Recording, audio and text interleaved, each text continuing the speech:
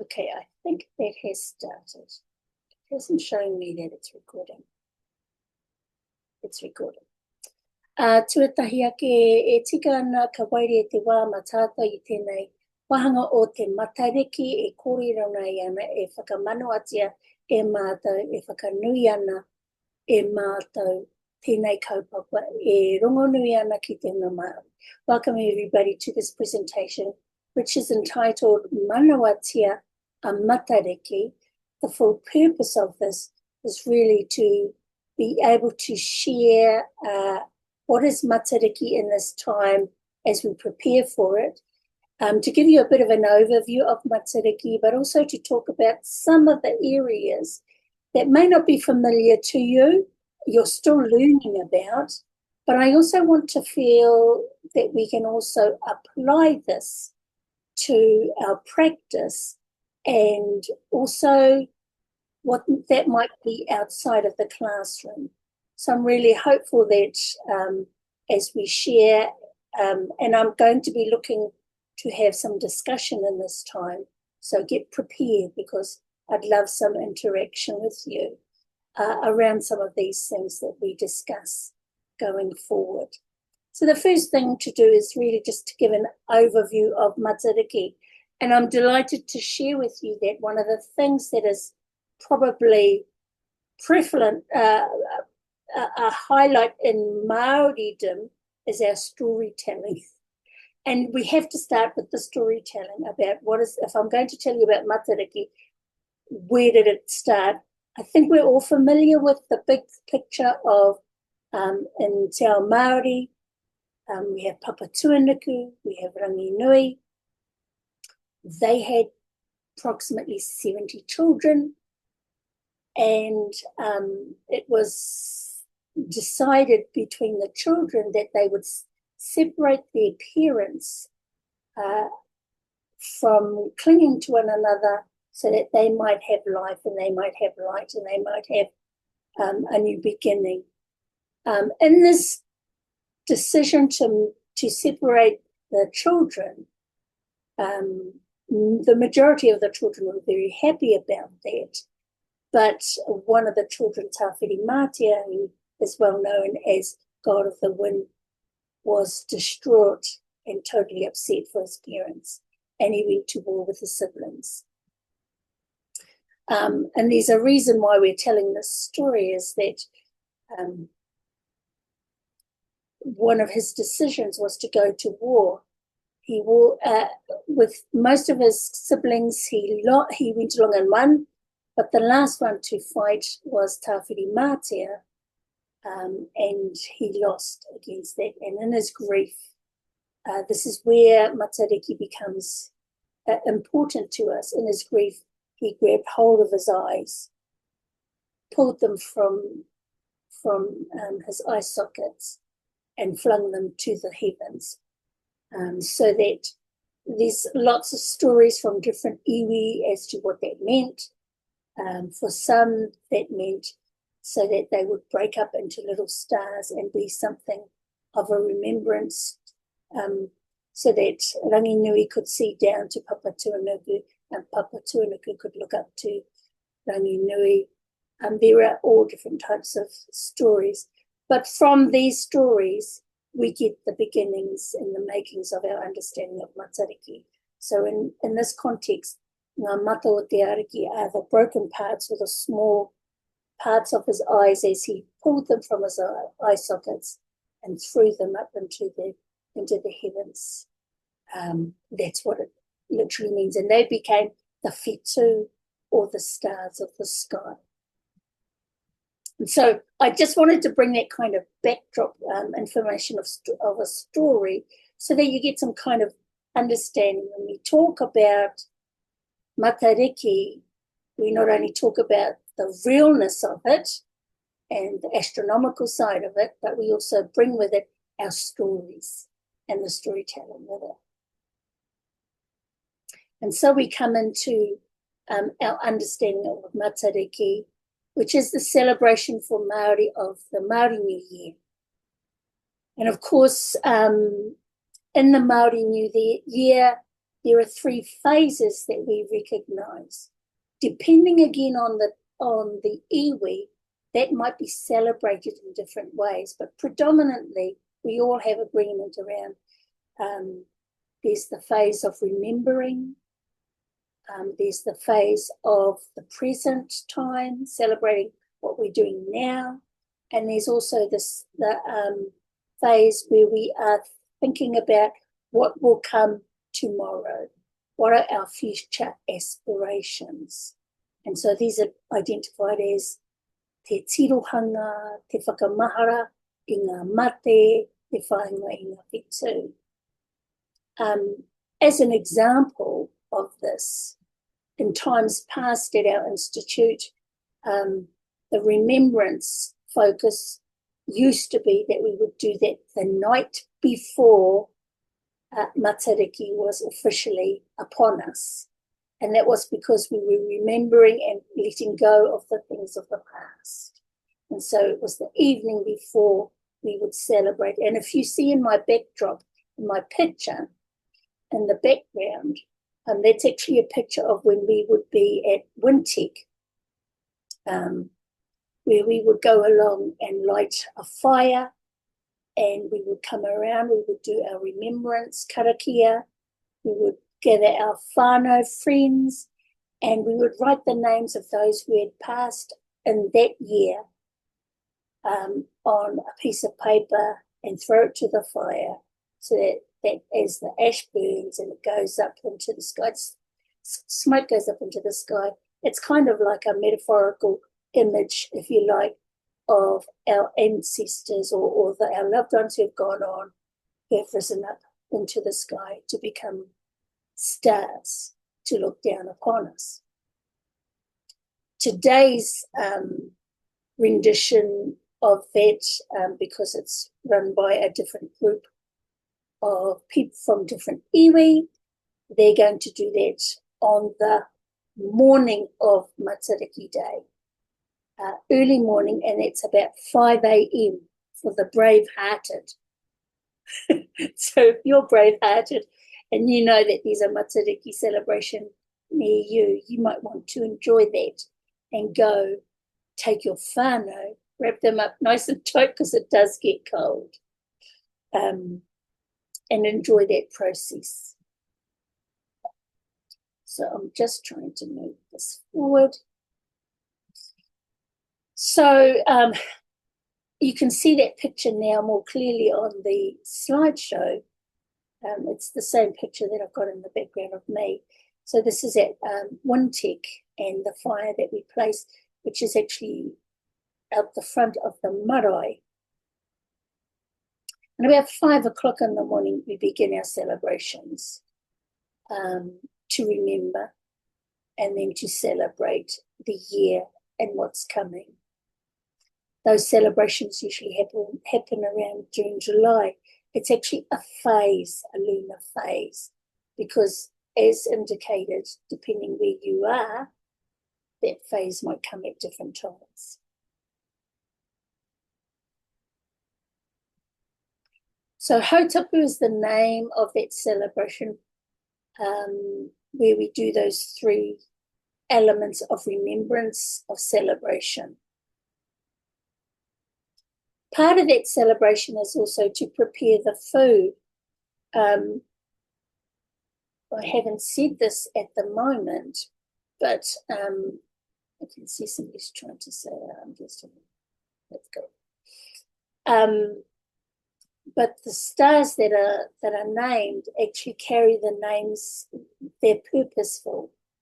And so Hautapu is remembering things like foods from the sky, foods from the water from below, foods from fresh water and salty water. And so to remember that and to give celebration, we get something from each of those areas to put into our hangi or to our pot or to our celebration kai as a remembrance of, and for thanks for the food that we have received for the year, for the good crops that we've had, for the the bounty that we've enjoyed for the year and our hope and aspirations for those same things in the future.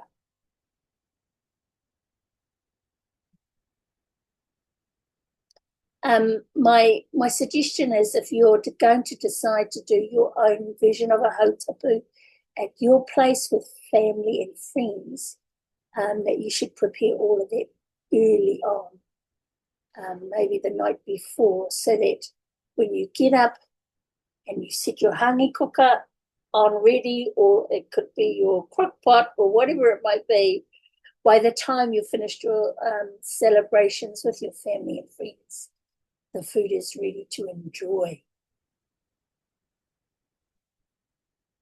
So this is where I'm going to ask you to turn on your cameras and to participate and to talk with me. And we're going to just have a little bit of a discussion.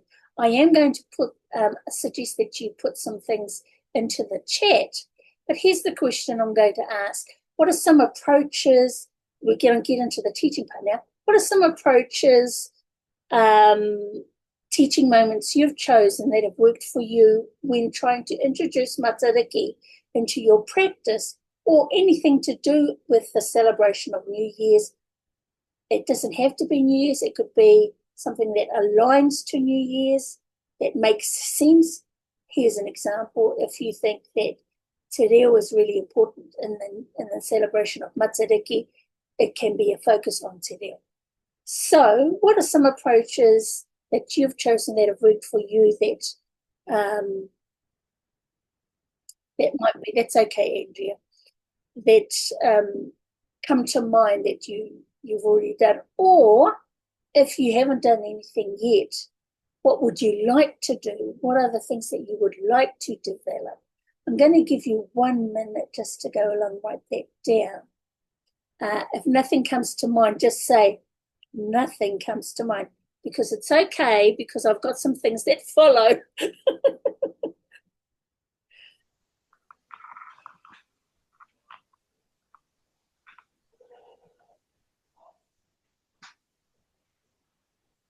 Kia Janet, your mic is on mute, my love.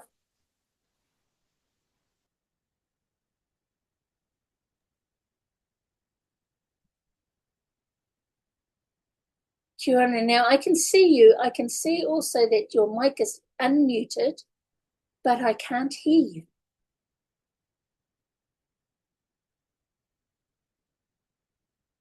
No, still can't hear you, sorry.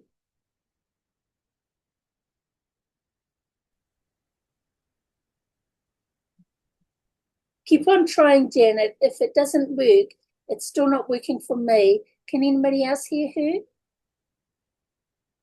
that okay now? Yes. Hey, okay. Kia ora. Kia ora. I'm working from home instead of being at Unitec right now, but this is exciting. I'm looking forward to Matariki. Things are happening also in our campus. Oh, fantastic. Yeah, that's great. I'll be attending our hautapu, which is the day before Matariki itself. So looking forward to it. Share it from the email. And Janet, are there any approaches that you have put into your practice, embedded into your practice, so that it's kind of normalized and people understand, oh yes, we're coming into Matariki? Anything that comes to mind? Right now, well, at the moment, we have an initiative we call Bite Size, so we always bring food. And I mean, with Matariki coming around, I think it's a good time to kind of end the semester with providing the different foods as Matariki suggests from the whole earth, from the sea, the land. So I think I am going to try that out for a group of the students that we work with in our Pacific group. And yeah, it depends also on the timing, if the students are going to still be around or they on holiday, but I'll suggest it to the rest of the team that we work with. I work with as a learning advisor, I liaise with the School of Architecture, ECE, and the electrical and bachelor in applied technology, the electrical school, Yes. and the pre-trade and the diploma courses. And then their bachelor in applied technology includes both electrical or automotive and automotive. So we have this bite size, I call it bite size, that, for the Pacific students, where we just create a space once a week. We come together and we always supply food, usually out of our own pocket, because we initiated. My husband is a lecturer in that BET and electrical, so he just calls me to support with academic skills. Within that 1 hour, we Oh my we goodness. have our lotu or karakia, and then eat. Oh my Just goodness. finger food, and then the rest of, say, maybe the rest of the 45 minutes we spend on working with the students in individual, groups, where we get an electrical lecturer to do something with the students who may need electrical maths in preparation for exams and stuff like it. And I work with the degree level students for their skills, for their academic skills. But Thank it's always food. I know that, Yeah. wherever there's food, students do turn It's up. true. It's true, Janet. And Yeah. I didn't have that on my list of things to do and to think about, but I really like that because some of our staff are very good at baking, and I'm really hopeless at that kind of things. It's no wonder it didn't make it onto my list. But I've thought about this a little bit, and I've been thinking, well, how can I think about ways that I can impress this into my practice, but also encourage others to do the same? And so it can be very simple things like attending the hautapu that is at your Yes. campus, and participating and letting your peers and your tutors see you in that Yes. space, um, That's as true. engaging in it.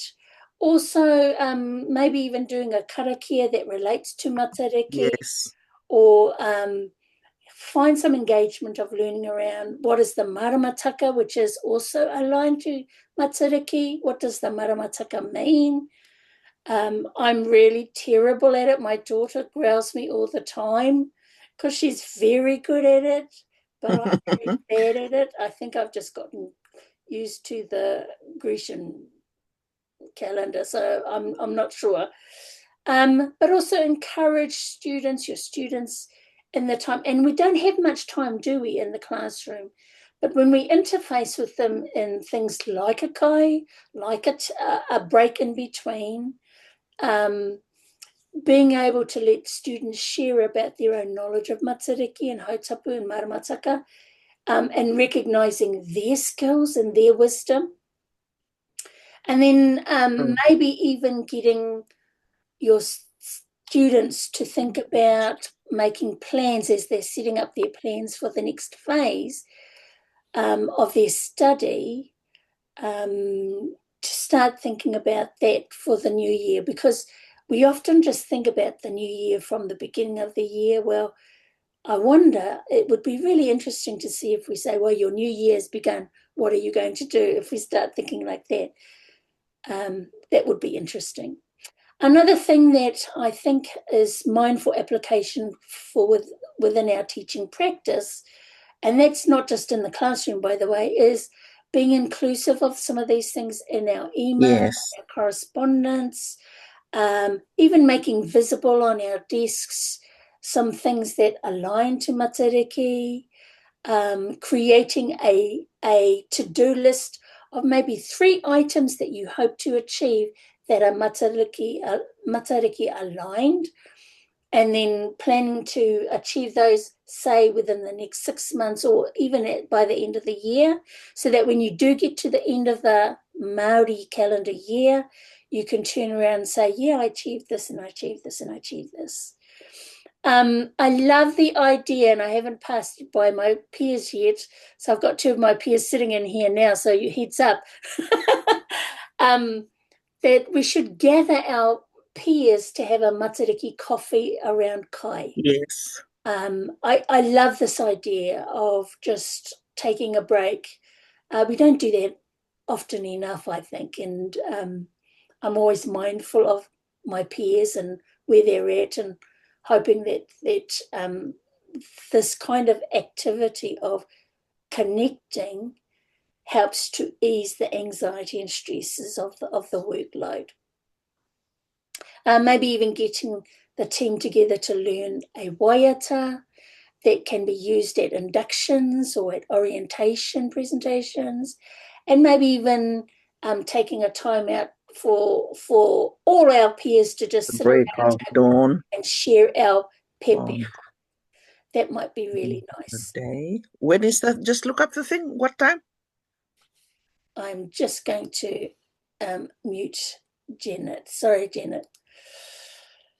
So with that in mind, and we've just looked at some of the applications that we can put to our practice, but we're not just wholly, and this is important to me, I often view our members holistically. It's not just about what you do in the workplace, it's about who you are outside of that space as well. So when we think about whānau, again, what are some of the activities you might have instigated and with your family to celebrate Matariki? Or what are you keen on developing to build your whānau pūrākau, your forever story? Now, as I said to you before, this doesn't have to be, if you don't have any thoughts about it, don't feel like you have to. I've got some thoughts on it that I can share with you a little bit later. So I'll give you a minute just to write some of your thoughts, everyone. I have put some of the events that are happening at Unitech on chat. Oh, And nice. it's going to be exciting. I love this idea of having this memorial wall. Yes. Of putting down the names of, which will include all the staff that have passed during this, just recently. Yes. We've had staff and students that have passed away this, late last year and early this year. And even one student that was in the Herald on Monday, the story about him. Janet, So be we'll sure have to this. ask them. I love this memorial wall. Yeah, it's beautiful. It's going to be lovely. So they create. We always have like this space in the library that whatever event is happening, that's the space to go to. So they're going to put up a memorial wall where you can put it on the glass windows in that area with a poem or a prayer to dedicate to the person that has passed. I love it. And then there's also going to be a breakfast, organize a Karakian breakfast to welcome Matariki at early morning between 5 to 6, and then I think the breakfast is 6:45. So it's like it's a day that you go early to work and just stay. And then in the evening, the architecture students have been working on some kind of model installments where I think, where they put the lights inside so you can go and so they'll put it out at night. So that's going to be, so it's like a whole day program. Sounds like a good thing. Yeah. Thank you, Janet. I'm just going to read out some of the things. So, yes, it would be great to have you there at, or if you want to pass on your father's name to us, Anthea, if you can't make it, we can make sure to represent your father's name at the hautapu, and that's something that we can do for you. Claire, you were in Wanganui celebrating Puanga. Yes. So that's another thing to remind us of, which is in different parts of New Zealand. Some people celebrate Matariki, others celebrate Puanga. So down in Taranaki, that is certainly the case. And up north, where I'm from, it's Puanga. So that we are mindful of, as opposed to Matariki, just different things to remind ourselves about constellation. Oh, you're so lucky to see it very beautifully. And you've got a range of events. Oh, I love that. And you wrote down your goals for the year. It sounds great, Claire. Yeah. I love that. Anybody else?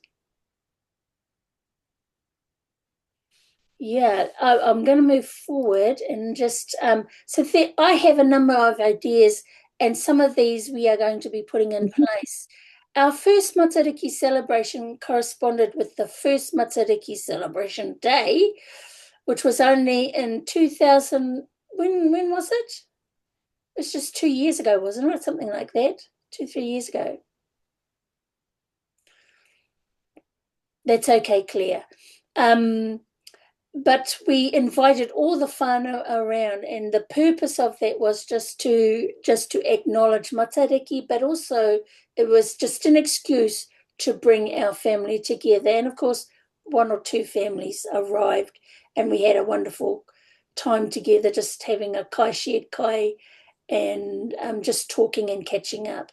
This year, we're very purposeful about how we're going to gather. So it's actually gotten bigger, and we've got family coming from down the line and from overseas, all flying in to the celebration of Matariki, because this year we're going to do a whakapapa trail.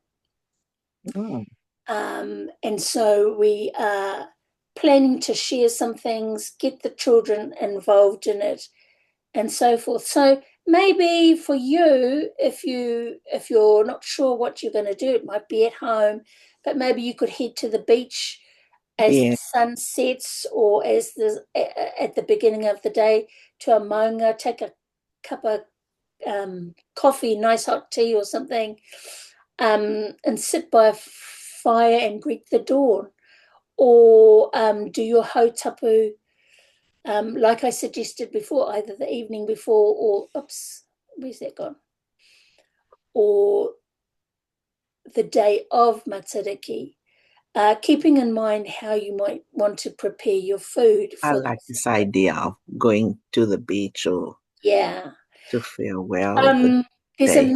there's another thing that is useful for us is if it's you've got things that you have to do. If you haven't planted your winter gardens yet, get the children involved. Get them in their gumboots, even if it's raining. Get them out in the garden to get a worm or two before they plant a kumara, or something like that. Just to do something that is connecting you to Mother Nature and making them feel like they are contributing to the basket of kai that will be coming up. And that's quite important. That connectivity isn't just about um, a metaphorical thing. It is about when I plant this, I receive that. I am part of the solution kind of behavior.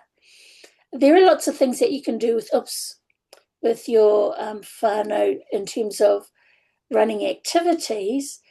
I've got some stuff that I'm going to be handing out to tamariki and mokopuna,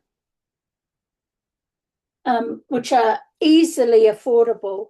I've got card games, and I hope you can see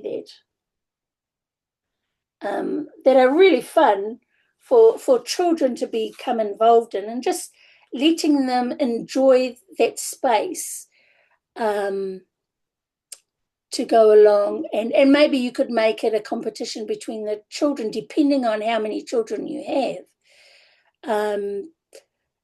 Share a waiata, create a waiata with your family that's for you and you alone, and then finish it with a kai. Do some storytelling. Get the children, and that might mean that you prepare before, and you tell everybody when you come, you've got to come with your little skit or your little story. Exchange books at that time. I always find that we're in the season of hotoki, or winter, so most of us are gathered around a fire and a book, just to enjoy that nice comfort space. So do a book exchange, um, and maybe swap your favorite stories, or something very much like that. These are just some ideas that we've got running through our head, and what we're going to be doing ourselves.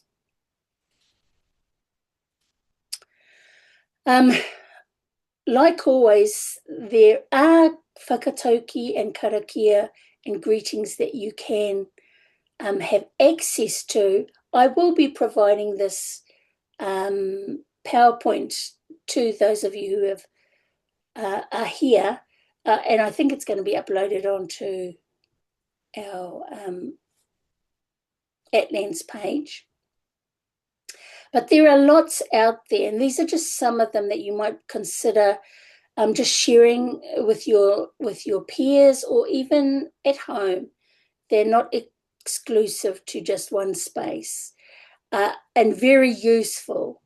When you're greeting people on the day or just beforehand, just Mānawatia Matariki. As your, instead of morena, it might be Mānawatia Matariki.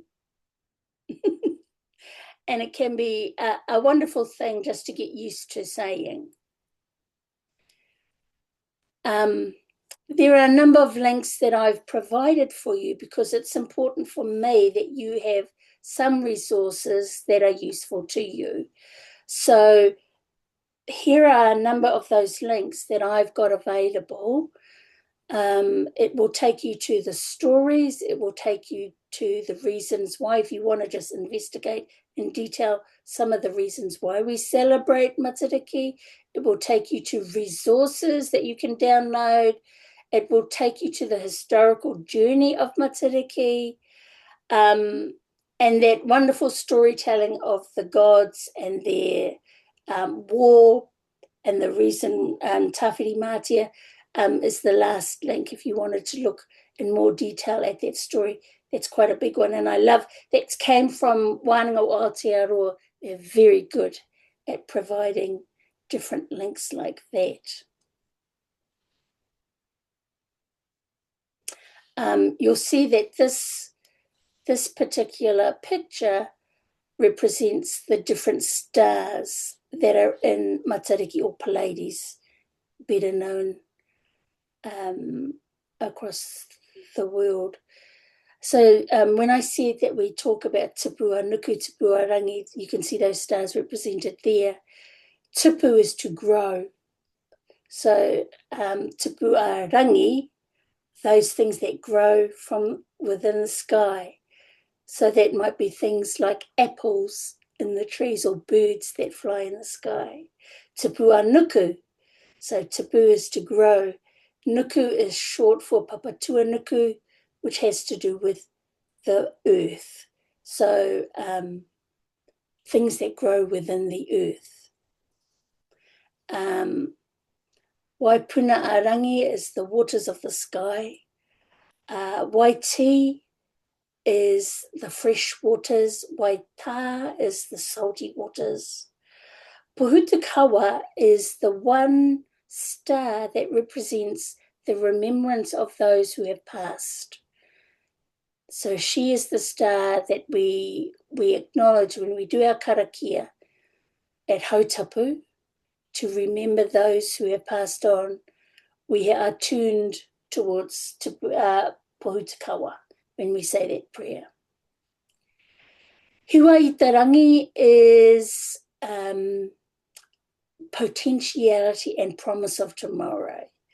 So she's the one that we will turn to when we talk about our aspirations for the year, what we hope to achieve. Ururangi again of the sky is the comforter, and again the settler. I can't remember fully the details of this. No, I can't remember. It's kind of gone out of my mind, Ururangi. He's the one I always forget. And that one's a he. might be the reason why. Sorry about that one.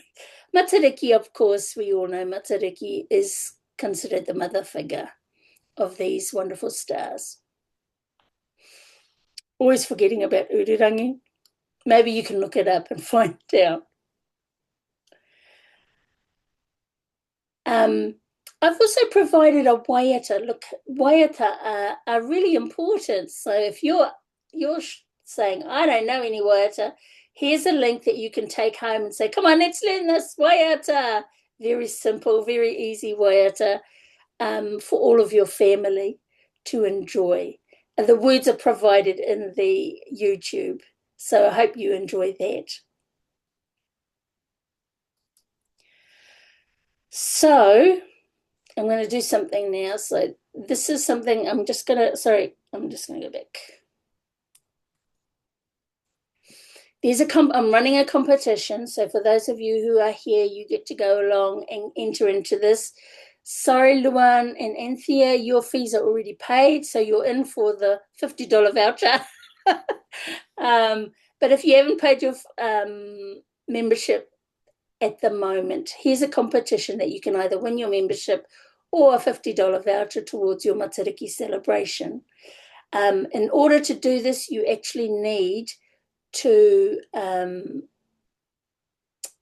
provide a post entry. Now, I'm just going to escape this for a moment, so I'm going to stop sharing so that I can get that link to you in the chat so that you can go directly to that.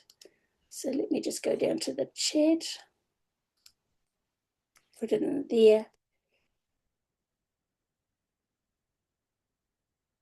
Okay. So I've put the link in there for the Padlet, and just go to the Padlet and open it up.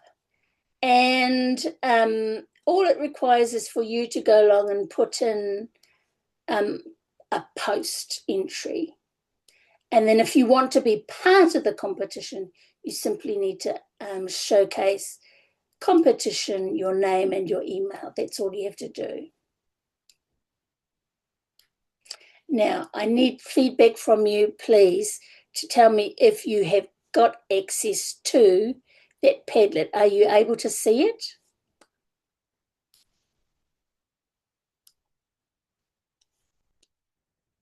We can open it, but where is it?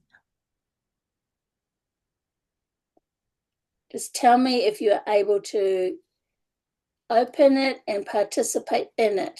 You should be okay. able to. Yeah, it opens. Do we have to sign up or something now? No. Okay, so there's competition, resources. Yes. What kai will you prepare for Matariki and photos? So what else is there? All we need is just one entry. We don't need tons, just one entry into one of those areas. If you want to fill out all of them, you're welcome to. Oh, so we can all enter the competition. Yeah. All you need to do, according to the instructions, is just to make sure that you put down competition, your name and email, because you will show up on this Padlet as anonymous. Uh-huh.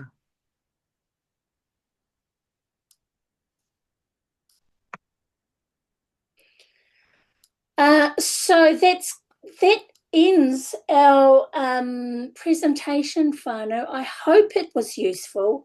I hope you got some information that can be taken away and utilised. And let me just put a pause on this. Do we have any questions?